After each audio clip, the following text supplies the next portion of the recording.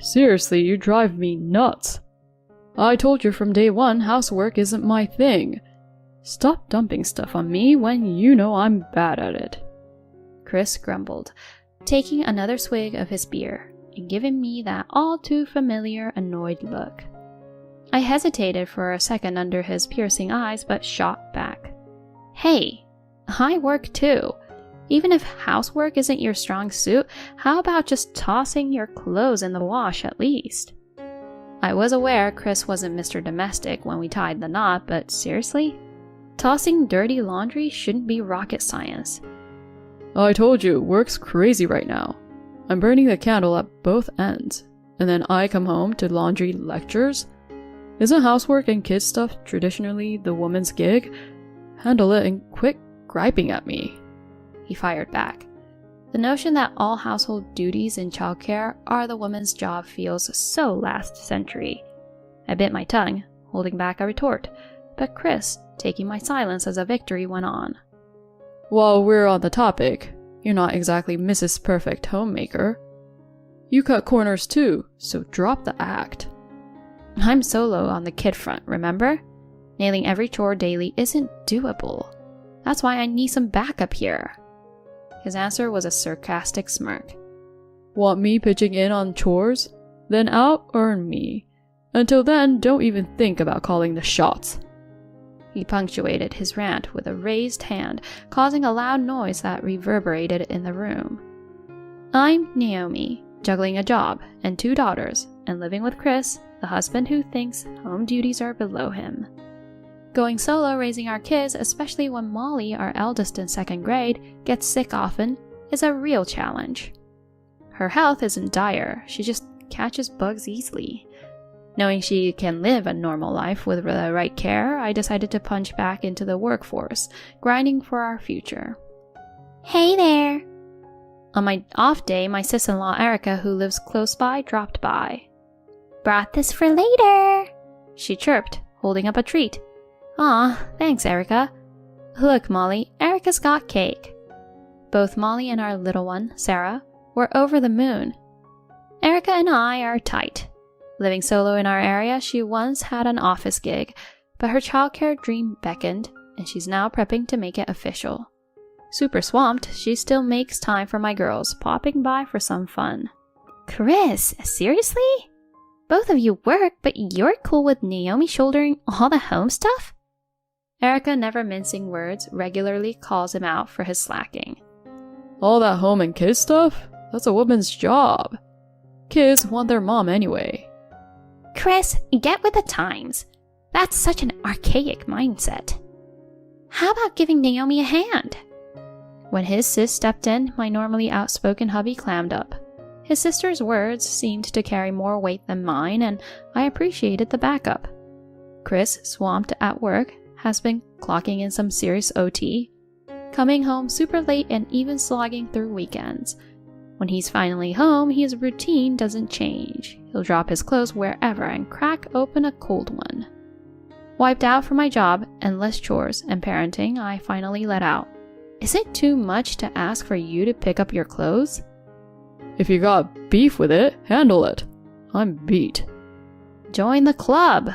Our kids can at least tidy up after themselves. Can't you pitch in a little? My bubbling frustration over his non-existent help boiled over. Clearly peeved, he downed the rest of his beer and gave me a piercing glare. How many times have I told you housework isn't my thing? Lay off. But I shot back. Guess what? I work too. A little assistance here and there wouldn't hurt. Even something small like tossing your clothes in the laundry.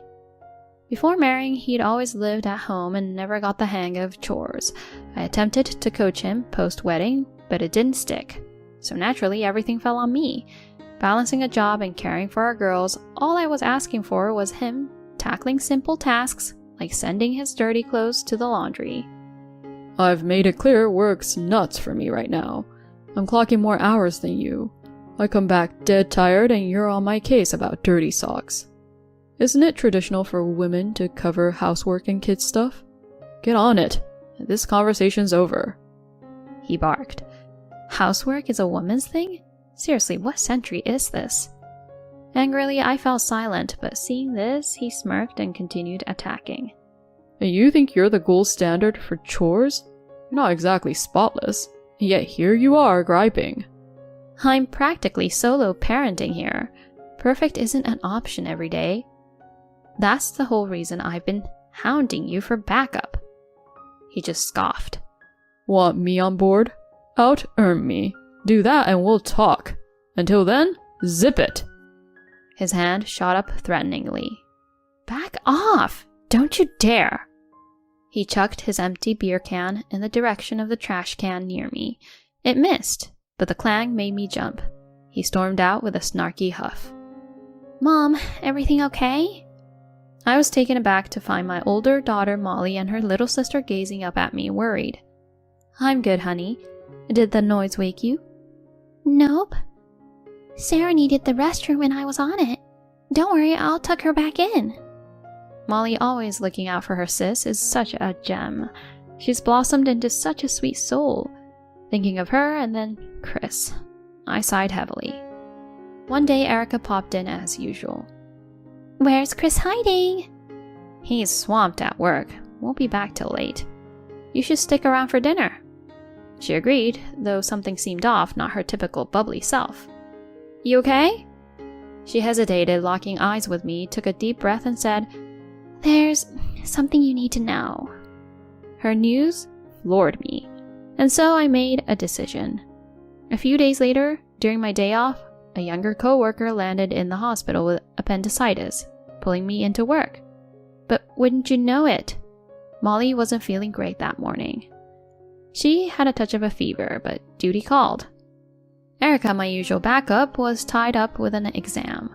My folks are no longer around, and my in-laws are states away.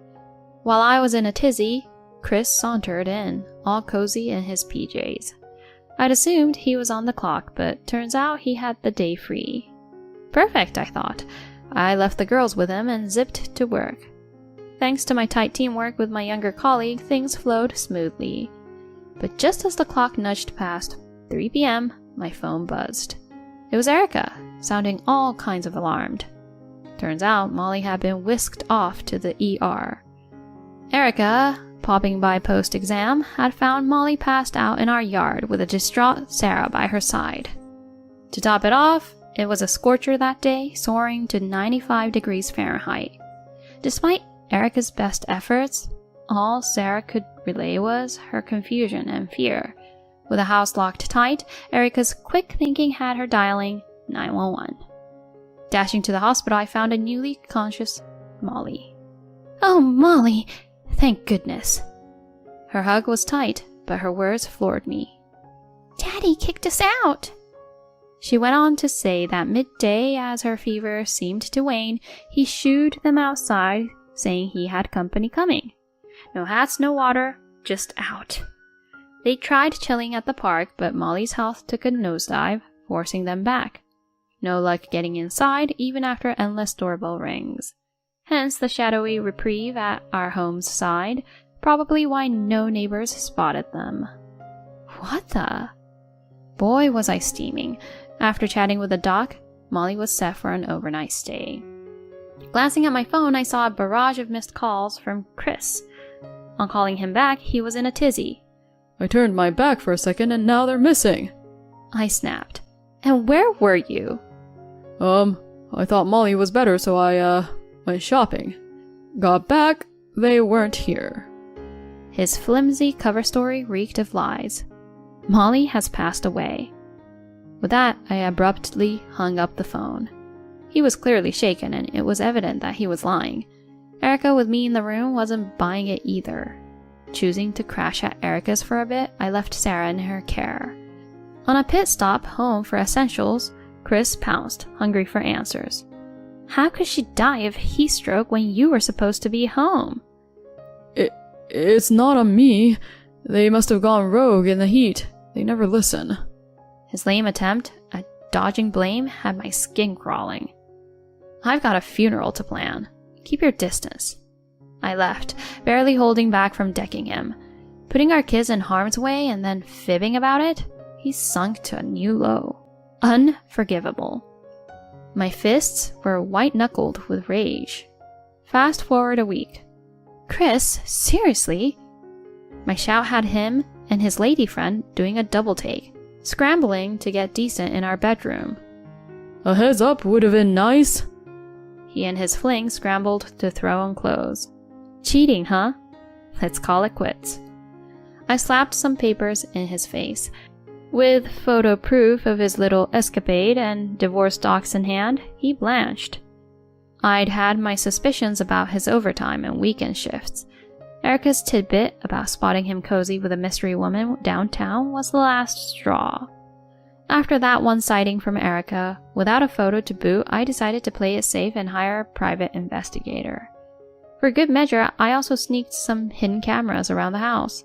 While bunking at Erica's, I got the PI's report, confirming Chris was stepping out. Armed with divorce papers, I faced him. How'd you figure out about her? He stammered. The cameras feed directly to my phone. I shot back, showing them the not-so-innocent footage from just minutes before our dramatic entrance. Both of their faces lost all color. Turns out his little side fling was a notorious colleague known for her less-than-ethical pursuits of any guy, ring or no ring. What's so special about her? Honestly, the thought of being related to you makes my skin crawl. Erica's temper flared, but Chris snapped. This is between Naomi and me, not you. But then, like a scene from a movie, the front door swings open and in walks my in-laws. They'd been delayed by traffic, but I'd looped them in with a video proof. They were livid. Oh my gosh, Chris. Chris, explain. They demanded. After getting an earful from his folks, he was a mess, sweating bullets and looking everywhere but at me. The other woman got the boot pretty quickly, and both Erica and his parents laid into him. They made him ink the divorce papers and sign an agreement to stay away from the kids. The kids? Plural? He asked, genuinely confused. Molly's fine, but you're not seeing her. Just thought I'd let you know before I ask for child support and alimony, I said, keeping my tone frosty. The next day, I didn't waste any time filing those papers and went after both him and his fling for alimony. Word got out at their office, and let's just say they weren't exactly the office favorites. The cops got involved because, well, neglecting a kid is serious business. Turned out, on that horrible day, he was with her. She ended up quitting her job, and after he couldn't support her anymore, she dumped all his dirty laundry at work, which got him to quit too. One evening, out of the blue, Chris showed up, probably after keeping tabs on Erica's place. Naomi, can we talk? Maybe try again? He pleaded, inching closer, but I wasn't buying his act. He just didn't want to pay up. I shut him down quick. Not in a million years. But he wasn't taking the hint and grabbed my arm. Back off, I yelled. Right on cue, Molly and Sarah come home. Sarah, bless her heart, set off her personal alarm, which she always carries in her bag. That ear-piercing sound got everyone's attention. He tried to make a break for it, but a nearby cop wasn't letting him get away. A bit later, with a big assist from my ex-in-laws, we started fresh in a new place. The police had a few more questions for Chris. His parents were livid and made sure he got a job at a family-owned construction site to keep him in line and ensure he paid his dues. Nowadays, it's me and my girls. Erica's as close as ever, always telling Sarah she's a champ for setting off that alarm. She also passed her childcare worker exam, so we've got a party in the works. Molly's back in school and shining brighter than ever.